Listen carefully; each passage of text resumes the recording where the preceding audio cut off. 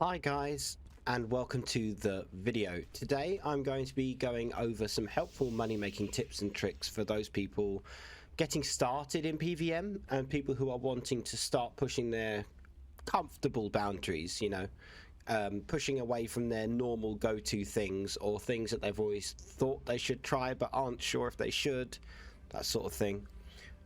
We're going to be going over bosses as well as monsters that can actually achieve some nice gold per hour. If anybody would like to see a guide on any of the suggestions that I make in this video, please let me know, as I would be more than happy to do that. With that being said, let's get started. First off, guys, we will be looking at Zook. Zook is obviously the newest boss in the Runescape scene. We all are, I'm sure, familiar. As you can see, I have emptied this chest. Well, fully empty it. We've got 3k in there, so we'll take that away. We're going to be looking at the waves as opposed to the actual boss as far as GP per hour goes. The boss, of course, we will go over as well. The boss can drop some very, very, very expensive items, but obviously there's a huge element of luck involved there, and it can't really be counted in its GP per hour ratios, if you will. But I firmly believe that these guys are very, very good money making. You don't need to be very well equipped for this. Yes, I'm using Crypt Bloom right now, but we don't have to have Crypt Bloom.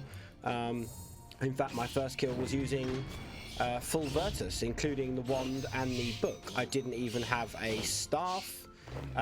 Yes, okay, it took a little bit longer, but I got the kill and I made some nice money. I also had that chance at a bigger ticket item if I wanted it to be.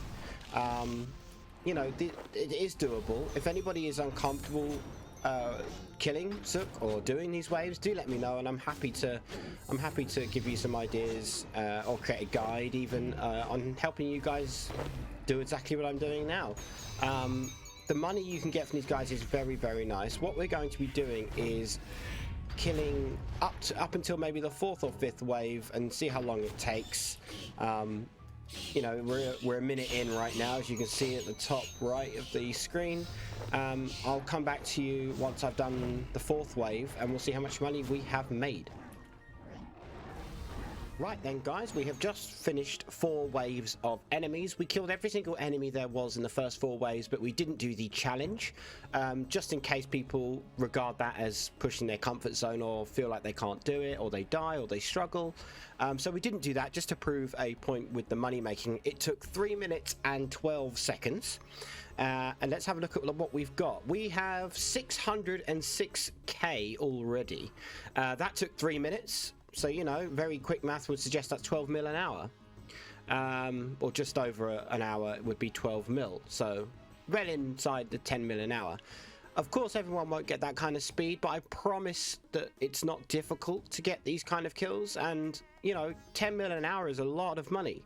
I'm sure we can all agree that that's very, very nice money making.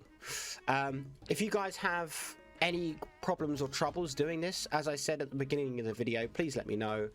Making a guide for this would be a pleasure. I just want to help everybody out, and I want to share that with you. If anybody has any questions, leave them down in the comments down below. But moving on to the next boss. Next up, we have the Glaive. Of course, we are all familiar with this boss as well. The reason this gets a spot on this list, if you like, is that you can attack the Glaive with any form of difficulty that you wish to fight him with. You can have him with no mechanics, you can have him with all the mechanics, you can do hard mode, or you can have just a few mechanics. The money you can get from this boss is incredible. I'm sure you will have seen that a lot of people have recommended this boss or told you that the money's good, but I just want to reiterate just the value of the drops without making it too difficult for yourself. Of course, hard mode, you've got incredible players out there that can do very high in rage, and that maybe that's not you. It's not me. I can't do very, very high in rage, but I still find this guy good money, without the very, very lucky drops at the same time. People are coming up to me asking me for the crystal keys that I get from this guy, and I'm selling them. I could even open them because they're making nice money from the crystal keys themselves. But all these items that he drops are also available even with no mechanics. I've killed this guy and managed to get myself manuscripts which sell for over 100k. I've got Triskelion key fragments that I can go and open. You get a chance for some, you know, some Dragonstone armor or something like that. And of course you get things like Bainite Stone Spirit, which you can use to go double up when you mine Bainite ore, and that's what's selling for what, 3 or 4k a piece at the moment. So that'd be 8k per ore you mine when you have Bainite Stone Spirit. The money you can get from this boss is very, very nice. So guys, what we are going to do is we're going to fight this boss with only one mechanic on, which is his focused attacks, which means you have less to dodge, less to worry about. If you have Soul Split, you can just keep Soul Split on. It's not difficult to kill this guy like this. You don't need to protect his range or his melee. Soul Split will keep you alive just fine. We'll see what he drops, and I'll be back in a second.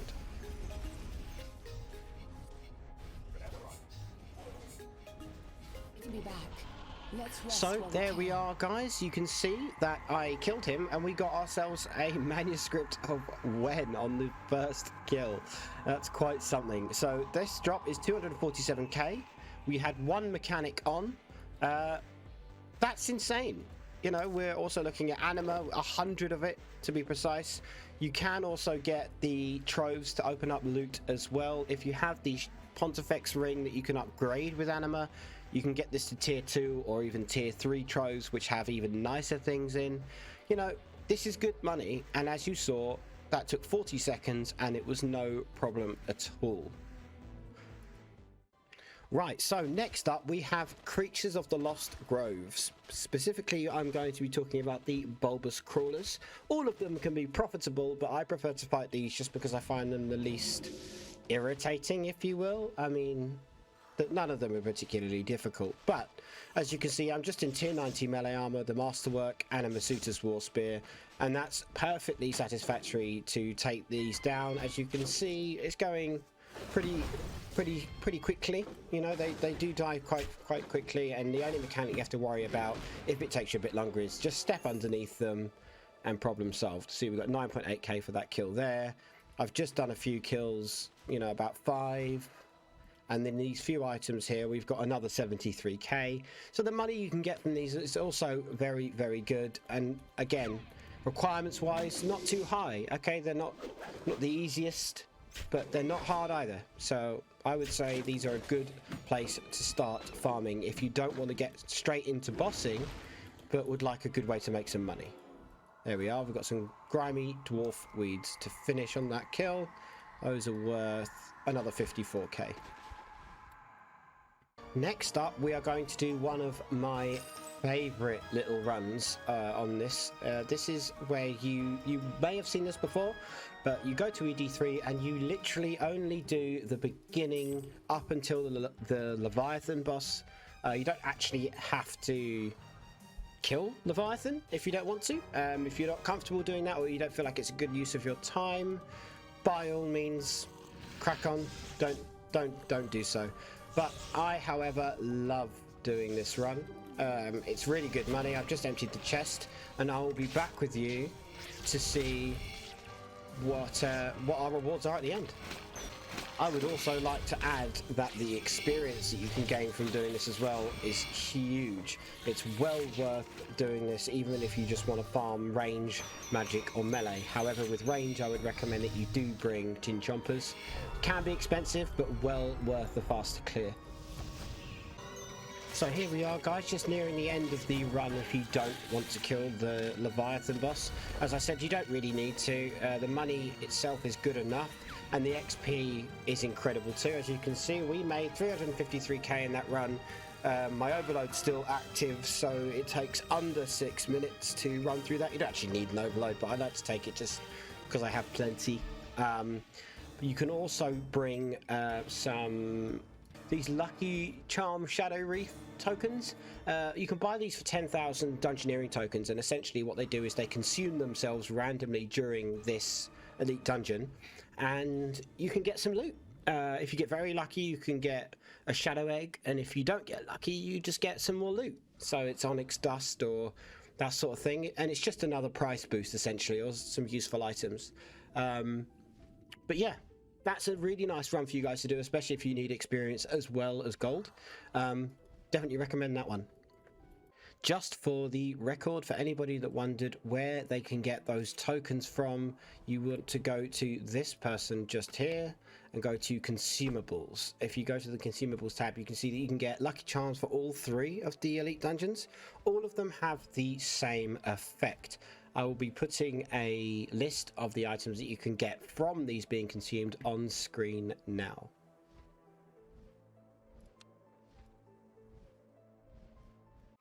Right, next up we have Rune Dragons. These will require a quest to complete. As you can see by what's on screen, this is how you get to them. Just make sure this world gate is set to Kethc. This word here, Kethc. Make sure you've got your super anti-fire, or whatever you do have. You know, it doesn't have to be the extended. No, any of riffraff will do.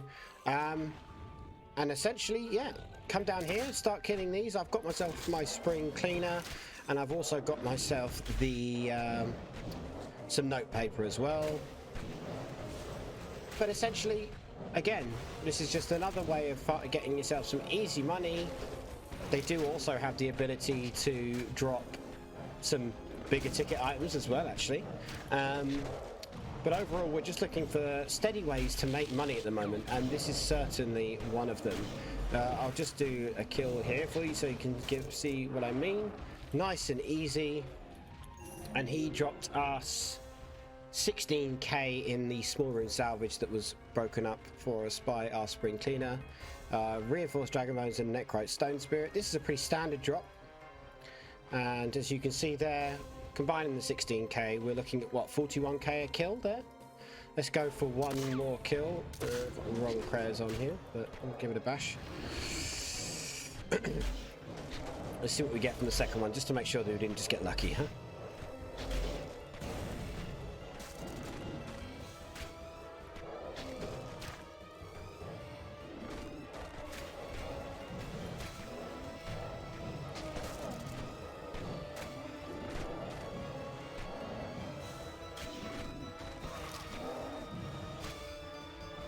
So there you have it, there's another kill down, and what did we get this time? We got another 32k from a large rune and the bones, which was actually more than the previous kill. So as you can see, money from these is incredible.